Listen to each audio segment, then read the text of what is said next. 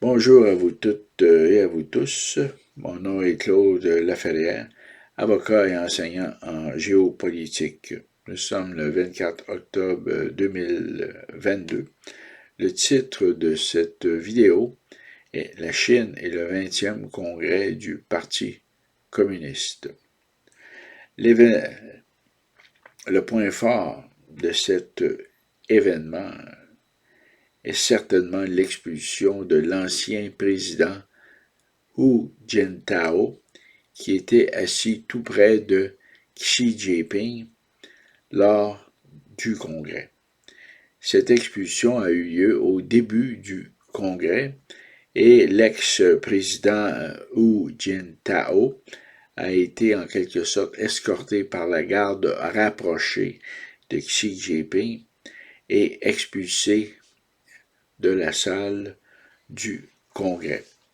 Il faut d'abord se poser la question, quel est le message lancé à la communauté internationale puisqu'on a laissé la presse étrangère filmer la scène? Bien, le message fort de Xi Jinping est un message de lutte à la corruption, puisqu'il y a présentement 5000 fonctionnaires chinois qui sont sous enquête pour corruption, donc des fonctionnaires au service de l'État chinois. Maintenant, il faut se poser la question, qui est ce personnage? Hu Jintao, c'est-à-dire l'ancien président. Eh bien, c'est lui qui a initié en 2004 les réformes libérales de la Constitution de la République populaire de la Chine, dis-je, en introduisant cette idée d'une propriété privée des moyens de production, ce qui n'existait pas auparavant, puisque tous les moyens de production étaient la propriété de l'État. C'est lui qui a introduit cet amendement qui fait en sorte que des investisseurs étrangers peuvent investir en Chine. Je vais revenir là-dessus. C'est lui qui a fait aussi du travail des travailleurs, en quelque sorte, c'est-à-dire le travail des ouvriers de la terre, des ouvriers d'usine. Il a fait de leur rendement, le rendement de ces travailleurs, une norme constitutionnelle. Mais revenons sur cette idée de la propriété privée des moyens de production et des investissements étrangers. Donc, l'ex-président Hu Jintao est au cœur des réformes libérales capitalistes introduites en Chine, ce qui ne passe plus au sein, si vous voulez, du Politburo du Parti communiste, qu'on appelle aussi le Présidium suprême, qu'on appelle aussi le Comité central, mais qui à l'origine s'appelait le Bureau politique, n'est-ce pas? Et c'est dans cette perspective de renforcement des lois et de l'essence même de la Constitution de la République populaire de Chine qui fait de l'État le propriétaire des moyens de production et qui, en quelque sorte, voit d'un œil plus ou moins suspect les investisseurs étrangers.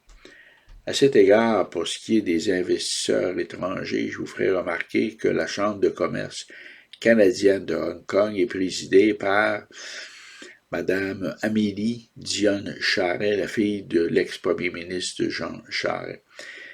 À cette chambre de commerce, le membership, je vous invite à le consulter, je l'ai affiché au bas de cette vidéo. Vous allez être surpris de voir du nombre d'entreprises canadiennes qui sont membres et dont on peut raisonnablement penser qu'ils ont investi en Chine. On peut raisonnablement le penser puisqu'ils sont membres de la Chambre de commerce.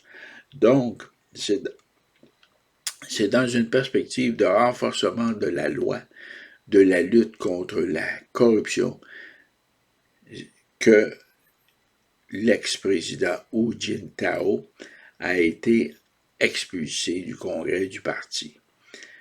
Voilà.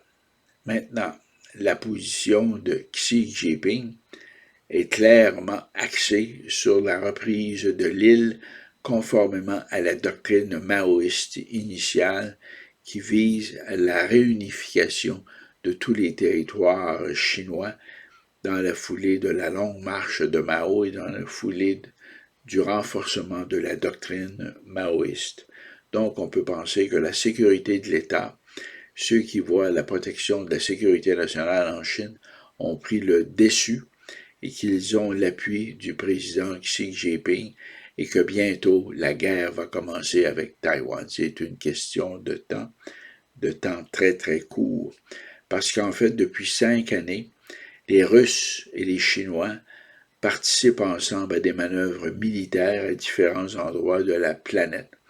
Et on peut raisonnablement penser que s'ils n'ont pas agi avant aujourd'hui ou avant le début de l'année dans le cas de l'Ukraine ou avant aujourd'hui dans le cas de Taïwan, c'est qu'ils devaient ajuster leur système de communication.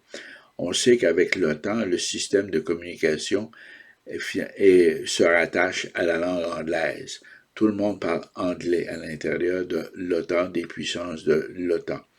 L'OTAN est une organisation fondamentalement américaine et dirigée par les Américains et qui a réussi graduellement à assujettir à peu près tous les pays européens. Donc la langue de communication, c'est l'anglais. Entre la Chine et la Russie, eh bien, on peut penser que la langue des monogrammes chinois versus l'alphabet grec orthodoxe russe modifié est très complexe pour un Chinois. Donc, on peut penser raisonnablement qu'il y avait des ajustements au niveau des communications avant de participer à des manœuvres conjointes. Donc, là, en fait, le fait de participer à des manœuvres conjointes a été pour eux l'occasion, si vous voulez, d'affiner leur système de communication et de s'entendre sur des codes d'ordre, des codes d'ordre d'avertissement, d'ordre d'attaque, mais formulés en termes, si vous voulez, d'algorithmes ou en termes mathématiques ou en termes de codes quelconques, de signes ou de marques. Donc, je pense que si les Russes ont décidé d'envahir l'Ukraine et si la Chine menace d'envahir Taïwan, c'est que les codes ont été affinés, harmonisés, ajustés, et que maintenant les communications sont au clair entre les Russes et les Chinois. Donc, ils peuvent se livrer à leur offensive, que ce soit en Ukraine ou en Chine. En Ukraine, c'est commencé depuis le mois de février. Ils n'ont pas besoin des Chinois. Mais il se pourrait qu'à un moment donné, les Russes viennent appuyer les Chinois et que les Chinois viennent appuyer les Russes. Non pas seulement sur le plan diplomatique, mais sur le plan militaire. Mais pour ce faire, il fallait ajuster les codes de communication. C'est mon hypothèse. C'est là-dessus que je travaille, entre autres. Donc, voici, c'était ma vidéo d'aujourd'hui. Le message de Xi Jinping à l'occasion du 20e congrès du Parti communiste a été très clair. J'espère que nos élites l'ont bien capté, l'ont bien enregistré. Voilà. Et que moi, j'essaie de mon côté de partager avec vous cette, si vous voulez, ces observations, ces constatations et ces déductions, finalement, qui relèvent davantage du bon sens que de la spéculation abstraite. Là-dessus, je vous souhaite une excellente journée. Je vous invite à commenter et à aimer ou à ne pas aimer. Voilà, et donc, je vous souhaite une bonne journée et à la prochaine et pour une prochaine vidéo. Au revoir.